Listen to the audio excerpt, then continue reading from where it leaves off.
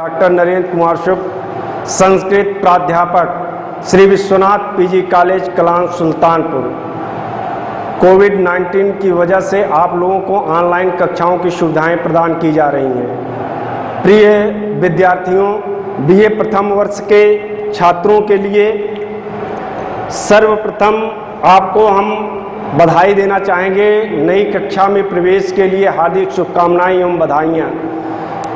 सबसे पहले हमें पाठ्यक्रम को जान लेना आवश्यक है। हम कुछ पढ़ने से पहले हमें यह ज्ञात होना चाहिए या जानना चाहिए कि हमें पढ़ना क्या है। जब हम यह समझ लेंगे कि हमें क्या पढ़ना है, कैसे पढ़ना है, कितना पढ़ना है, तभी जाकर के हम किसी कार्य को सुव्यवस्थित कर सकते हैं। इसलिए सबसे पहले हमें अपने पाठ्यक्रम को जानना आवश्यक है। 2 प्रश्न पत्र होंगे। प्रथम प्रश्न पत्र हमारा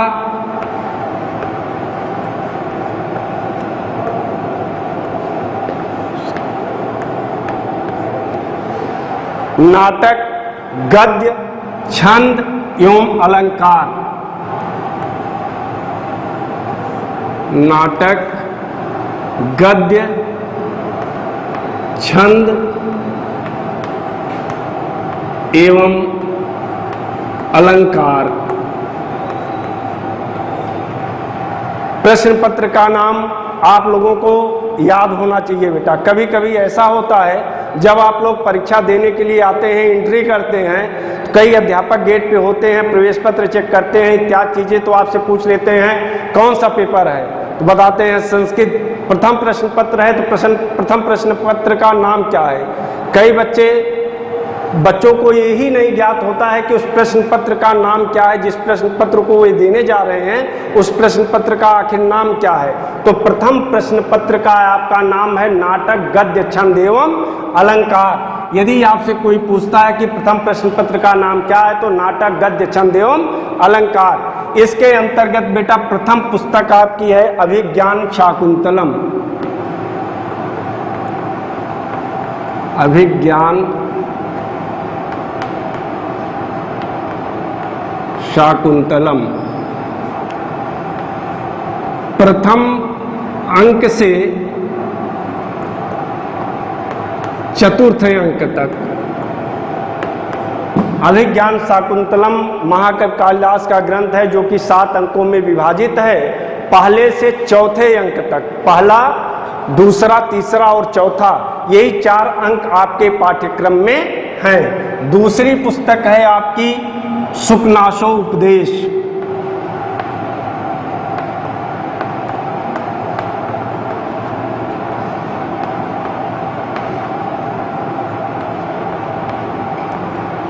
तीसरी पुस्तक छंदो मंजरी।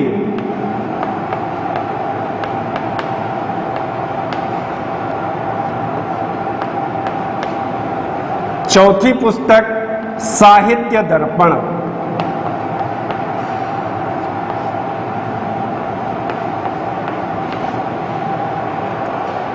प्रश्न पत्र नाटक, गद्य, छंद एवं अलंकार। अब इसमें आपकी नाटक कौन है? अभिज्ञान शाकुंतलम, यह आपका नाटक ग्रंथ है। अभिज्ञान शाकुंतलम ये नाटक ग्रंथ है। शुकनाशो उपदेश ये आपकी गद्य रचना है। शुकनाशो उपदेश ये गद्य रचना है। छंदो मंजरी ये छंद की पुस्तक है आपकी। साहित्य दर्पण यह आपका अलंकार है। अब प्रश्न पत्र आपको ज्ञात हो गया, कौन कौन सी पुस्तक है उन पुस्तकों का ज्ञान आपको हो गया, कौन सा नाटक है, कौन सा गद्य है, कौन सा छंद है, कौन सा अलंकार है। पुस्तक आप समझ लिए, जान लिए। अब पुस्तक के रचनाकार कौन है, पुस्तक के रचयिता कौन है? अभिज्ञान शाकुंतलम किसकी रचना है? महाकवि कालिदास की। महाकवि कालिदास। शुकनाशोपदेश महाकवि बाणभट्ट की रचना है।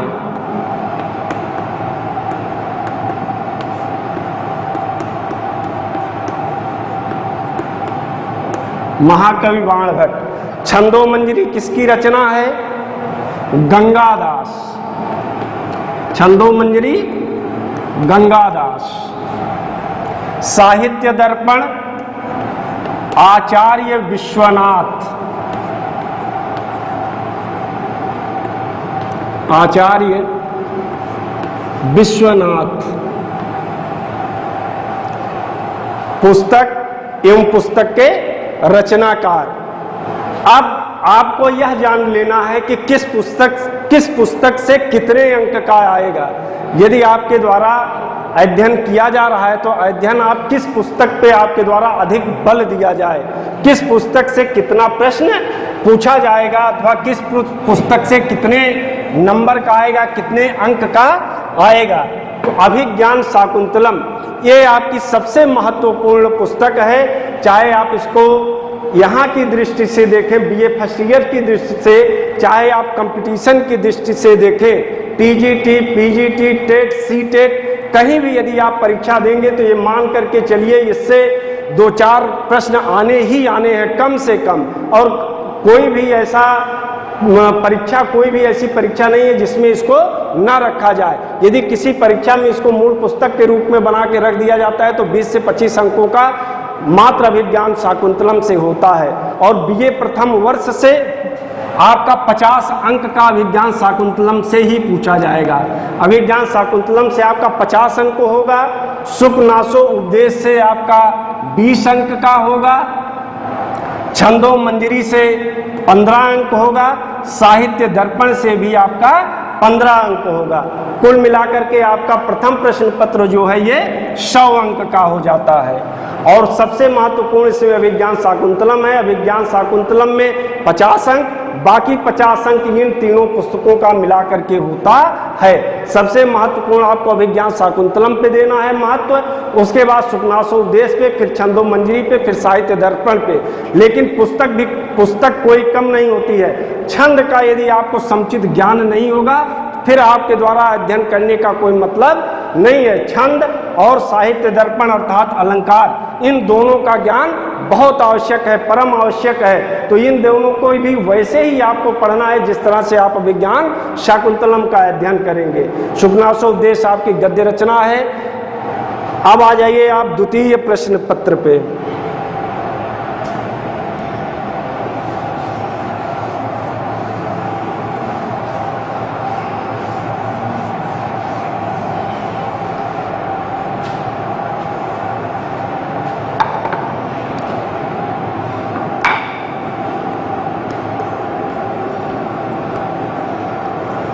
द्वितीय प्रश्न पत्र का क्या नाम? व्याकरण एवं काव्य। व्याकरण एवं काव्य। पाली पुस्तक लघु सिद्धांत कौमुदी।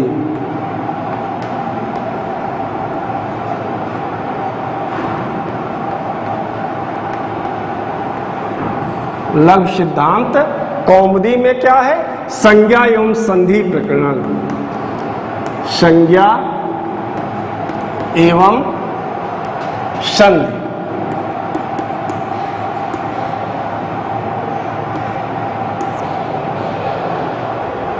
द्वितीय पुस्तक, इसमें शब्द रूप और धातु रूप है।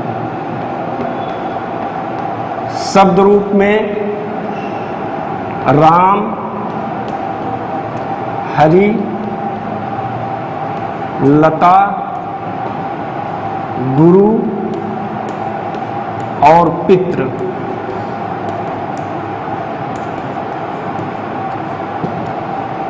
और धातु रूप,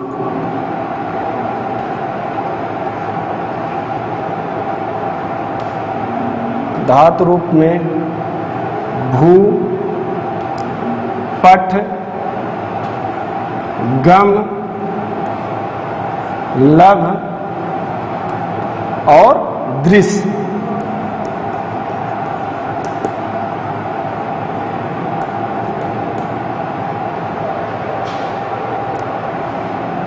दूसरी पुस्तक आपकी है रघुवंशम द्वितीय सर्ग। दूसरी पुस्तक है रघुवंशम द्वितीय सर्ग दिलीपस्य गोसेवा। द्वितीय सर्ग दिलीपस्य गोसेवा, द्वितीय सर्ग में दिलीपस्य गोसेवा। तीसरी पुस्तक आपकी है नीति शतकम।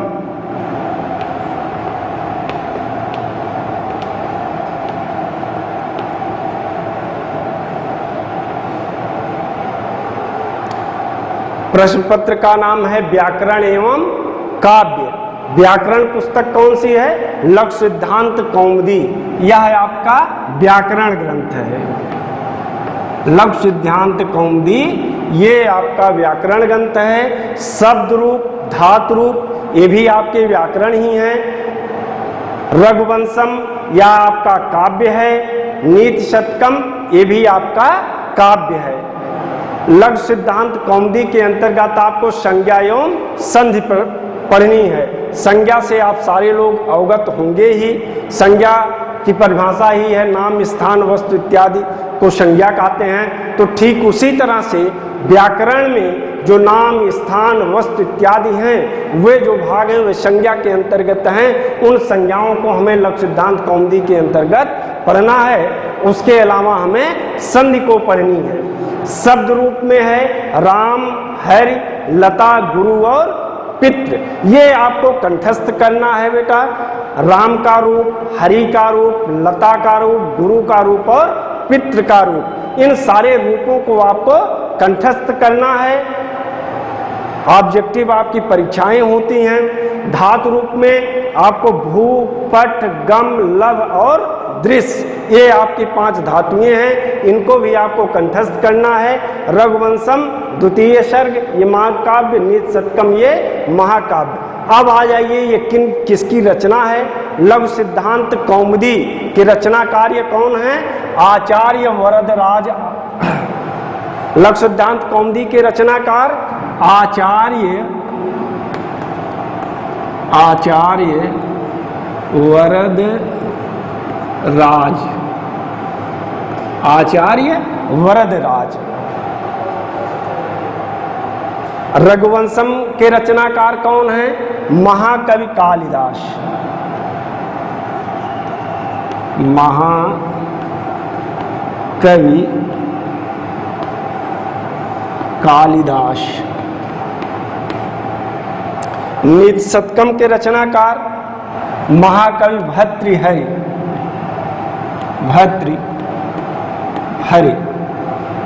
ये नीति शतकम के रचनाकार भर्तृहरि हैं। अब किस पुस्तक से कितना पूछा जाता है, कितने अंक का आता है? लघु सिद्धांत कौमुदी, इससे 40 अंक का आएगा। लघु सिद्धांत कौमुदी से 40 अंक का पूछा जाएगा। शब्द रूप से 5 अंक का पूछा जाएगा। धातु रूप से 5 अंक का। रघुवंशम से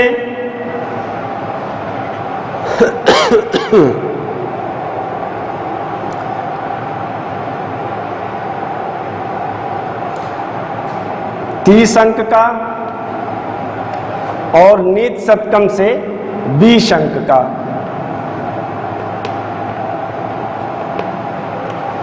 तो 40, 5, 45, 5, 50, 30, 80, 20, 100। ये आपका द्वितीय प्रश्न पत्र भी 100 अंकों का होता है। इसमें बेटा सबसे ज़्यादा ध्यान आपको लघु सिद्धांत कौमुदी पे देना है, क्योंकि इससे 40 अंक का होता है। शब्द रूप और धातु रूप ये आपका 10 अंक जो है, 5 अंक शब्द रूप का और 5 अंक धातु रूप का। ये बेटा मात्र 1 घंटे की पढ़ाई है आपकी, और ये आपको सिर्फ कंठस्थ करना है। हम उसमें आपका सिर्फ सहयोग कर सकते हैं जहाँ पर आपको कंठस्थ नहीं हो रहा है। कुछ चीज़ें ऐसी होती हैं को याद करने के बाद भूल जाती हैं, तो वहाँ पर जो समस्या होगी उस समस्या के समाधान के लिए हम लोग हैं। जहाँ पे समस्या होगी उसको आप बताएंगे, बाकी इसको आपको कंठस्थ करना है। 2 घंटे का है। शब्द रूप धातु रूप आप कंठस्थ कर लेंगे तो ये 10 अंक आपका एकदम तैयार है, ये कहीं जाना नहीं है। उसी तरह से लघु सिद्धांत कौमुदी ये व्याकरण ग्रंथ है, जो पढ़ाया जाएगा, जो बताया जाएगा, उसको यदि ध्यान पूर्वक आप सुनेंगे और ध्यान पूर्वक पढ़ेंगे तो लघु सिद्धांत कौमुदी से भी एक अंक आपका कटता नहीं है, क्योंकि ये व्याकरण ग्रंथ है, व्याकरण में नंबर कटने वाला नहीं है। रघुवंश और नीच शतक में भी वही स्थिति बनती है बेटा। तो ये आपका द्वितीय प्रश्न पत्र हो गया। अब आ जाइए बेटा, इसमें से हम आपको लघु सिद्धांत कौमुदी पढ़ाएंगे। तो हम लघु सिद्धांत कौमुदी पढ़ाएंगे, जो व्याकरण ग्रंथ है, इस व्याकरण ग्रंथ पर हम चर्चा करते हैं। लघु सिद्धांत कौमुदी पर हमारे द्वारा चर्चा की जाएगी। अब हम विषय में प्रवेश करते हैं। विषय में प्रवेश करने से पहले ये जो सारी चीज़ें बताई गई हैं बेटा, जैसे जिस पुस्तक को आप पढ़ेंगे उनके रचनाकार तो आपको ज्ञात रहते ही हैं, लेकिन ये मान करके चलिए कि रचनाकार को भी पूछा जाता है। तो लघु सिद्धांत कौमुदी कहाँ से ली गई, इन सब की चर्चाएं हम अब आगे करेंगे, जो ग्रंथ हमें आपको पढ़ाना है।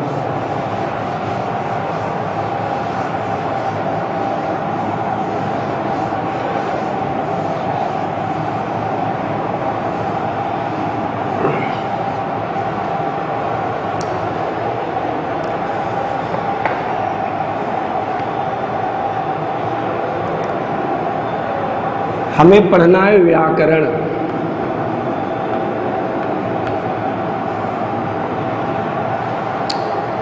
और व्याकरण के अंतर्गत हम पढ़ेंगे लघु सिद्धांत कौमुदी।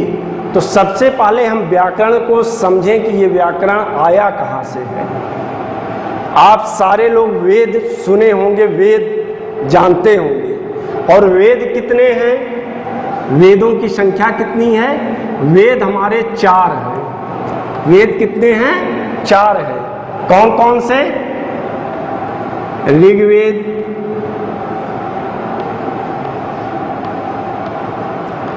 यजुर्वेद, सामवेद,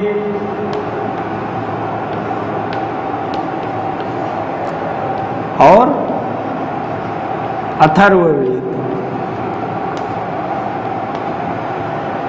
वेद 4 हैं, लेकिन वेद से सारे लोग परिचित हैं, वेद से आप सभी लोग परिचित हैं। लेकिन प्रिय विद्यार्थियों, आप लोग वेदांग से कितने लोग परिचित नहीं होंगे? वेदांग शायद कुछ लोग सुने ही ना हों, कुछ लोग वेदांग को अच्छी तरह से भी जानते हों।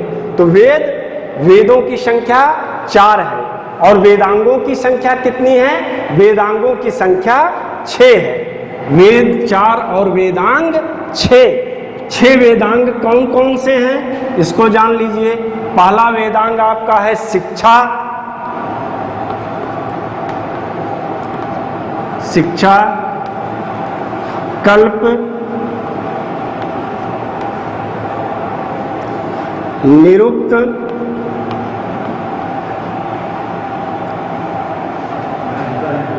व्याकरण,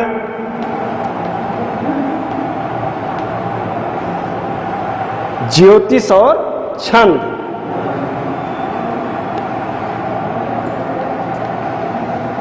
ज्योतिष और छंद, ये आपके 6 वेदांग हैं। शिक्षा, कल्प, निरुक्त, व्याकरण, ज्योतिष और छंद, ये 6 आपके वेदांग हैं। इन वेद के अंग, व्याकरण क्या है? वेद का अंग है। इस वेद के अंग का हमें अध्ययन करना है। इसको अध्ययन करने से पहले हमें यह जान लेना आवश्यक है कि यह वेद के अंग की उत्पत्ति हुई कहाँ से, ये आया कहाँ से है। वेद की उत्पत्ति, इसको एक वेद पुरुष की कल्पना की गई है, एक विराट पुरुष की कल्पना की गई है वेदों में। वह जो विराट पुरुष है, ऐसे उस विराट पुरुष के विभिन्न अंगों से इन वेदांगों की उत्पत्ति हुई है। वह जो विराट पुरुष है, ऐसे उस विराट पुरुष के जो अंग हैं, शिक्षा तो घ्राणम, घ्राण अर्थात नासिका, नासिका से शिक्षा की उत्पत्ति हुई है। हस्तौ कल्पान प्रचक्षते, हस्त से कल्प की हुई है श्रोत्रम निरुक्तम उद्दिष्टम, श्रोत्र से अर्थात कान से निरुक्त की उत्पत्ति हुई है। मुखम व्याकरणम तस्य ज्योतिषम, व्याकरण की किससे हुई है? मुख से। ज्योतिष की नेत्र से, और छंद की पैर से। वह जो विराट पुरुष है, ऐसे उस विराट पुरुष के जो विभिन्न अंग हैं, ऐसे उन विभिन्न अंगों से इन वेदांगों की उत्पत्ति हुई है। शिक्षा की घ्राण से, कल्प की हाथ से, निरुक्त की कान से, व्याकरण की मुख से, ज्योतिष की नेत्र से और छंद की पैर से। इसके अंतर्गत हमें अध्ययन किसका करना है? व्याकरण का। तो अब हम व्याकरण का अध्ययन करते हैं। व्याकरण की हम शब्द व्युत्पत्ति देखते हैं कि यह व्याकरण शब्द बना किन किन व्याकरण की शब्द व्युत्पत्ति का अध्ययन हमारे द्वारा किया जाएगा।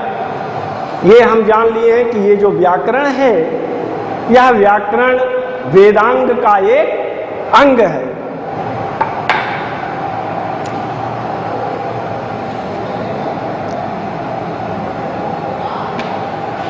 व्याकरण वि उपसर्ग, आंग, उपसर्ग,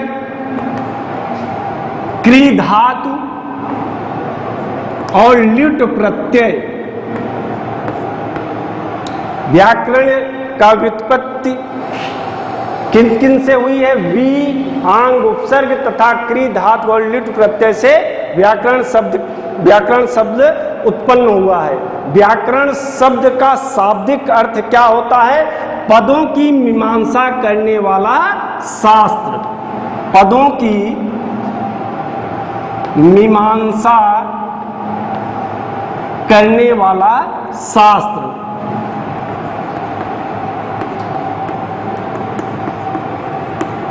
पदों की मीमांसा करने वाला शास्त्र। व्याकरण का शाब्दिक अर्थ हो गया पदों की मीमांसा करने वाला शास्त्र। अब हम इसके शाब्दिक अर्थ को तो जान गए, लेकिन शाब्दिक अर्थ को समझने के पश्चात क्या हम इसके सारे अर्थों को समझ ले रहे हैं? पद किसे कहते हैं? पद को जानना आवश्यक है कि पद किसे कहते हैं। पद को जानने से पहले हम शब्द को जानेंगे।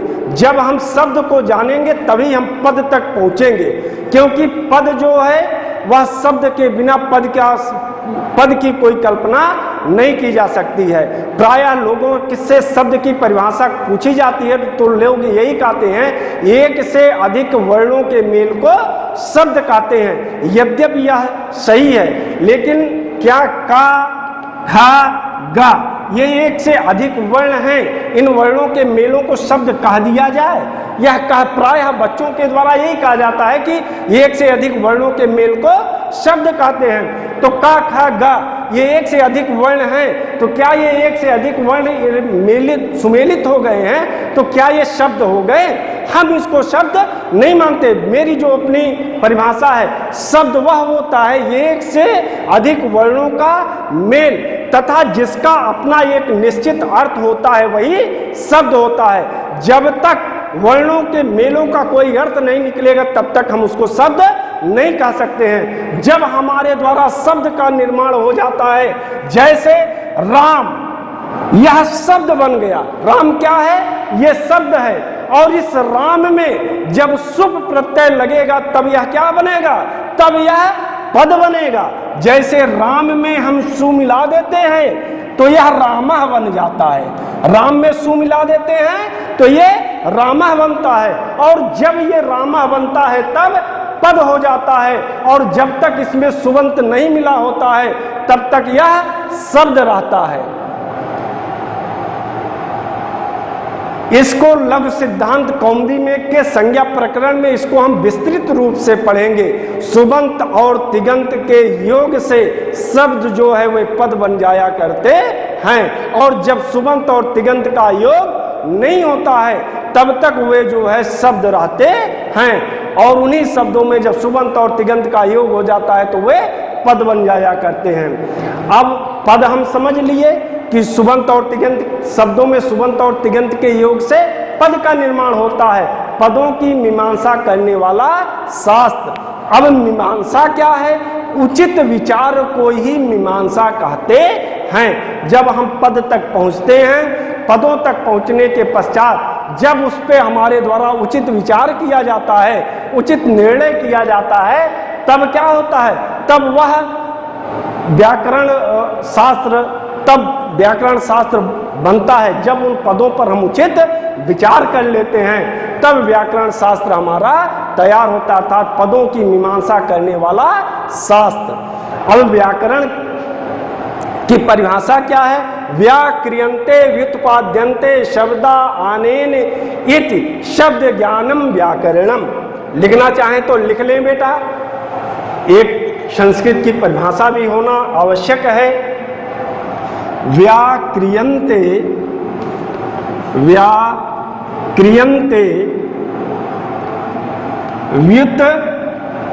व्युत्पाद्यन्ते शब्दा इति शब्द ज्ञान जनकम व्याकरणम। शब्द ज्ञान जनकम व्याकरणम। व्याकरणम अर्थात शब्दों तथा वाक्यों को जब हम खंड खंड करके, शब्दों तथा वाक्यों को जब हम खंड खंड करके उसके स्वरूप को जानने का प्रयत्न करते हैं, वही व्याकरण कहलाता है। शब्दों तथा वाक्यों को खंड खंड करके जब उसके स्वरूप को जानने का प्रयत्न करते हैं, तब वही व्याकरण कहलाता है, अर्थात उसी को हम व्याकरण कहते हैं। व्याकरण के विषय में एक तथ्य और है, इसे शब्द अनुशासन भी कहा जाता है। व्याकरण को शब्द अनुशासन भी कहा जाता है। इसे शब्द अनुशासन क्यों कहा जाता है?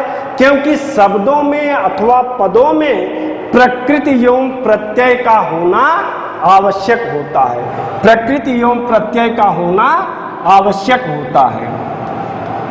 प्रकृति एवं प्रत्यय के द्वारा ही हम पदों का समुचित समझते हैं। इनका प्रकृति और प्रत्यय का पदों अथवा शब्दों में इनका होना आवश्यक होता है।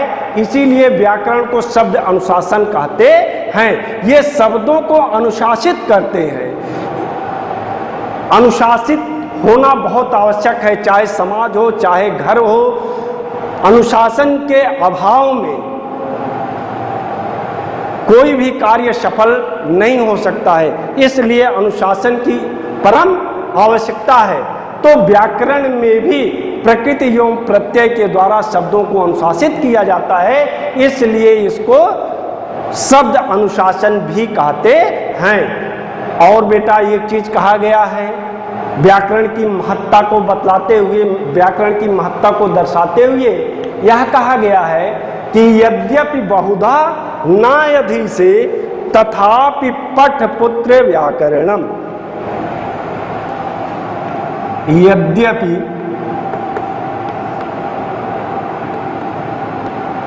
बहुधा यद्यपि बहु ना अधिशे तथापि पठ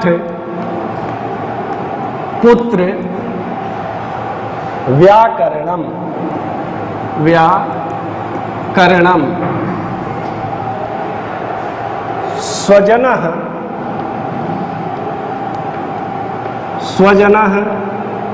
स्वजनो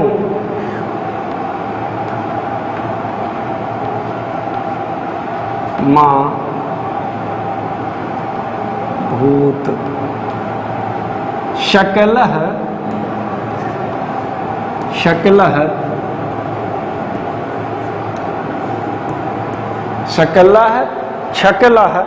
छत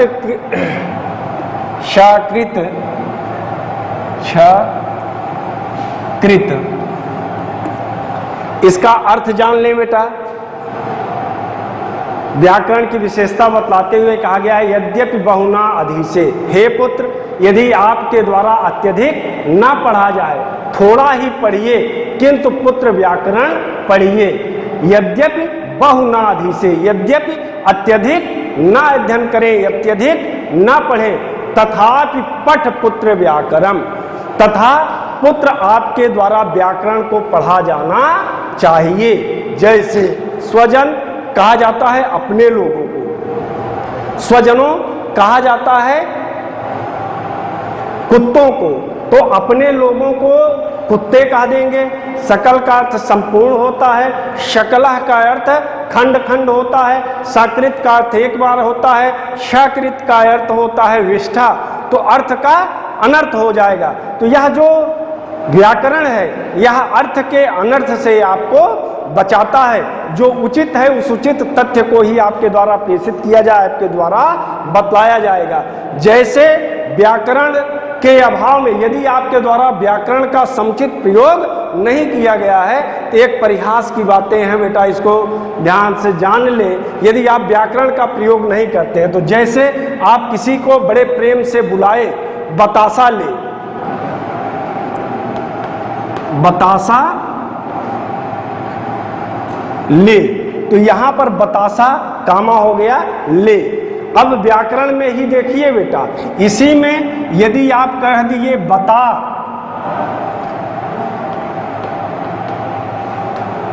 बता साले, अब थोड़ी सी त्रुटि हो गई तो यहां पर क्या प्रेम भाव है और यहां पर उसकी क्या उदंडता दिखलाई दे रही है। तो इसलिए ये जो व्याकरण का महत्व है, ऐसे इस व्याकरण के महत्व को प्रतिपादित करना चाहिए, इस व्याकरण के महत्व को आपको जानना चाहिए। अब अगले दिन आपको बेटा हम त्रिमुन व्याकरण त्रयी जो है त्रिमुन है उनकी चर्चा करेंगे।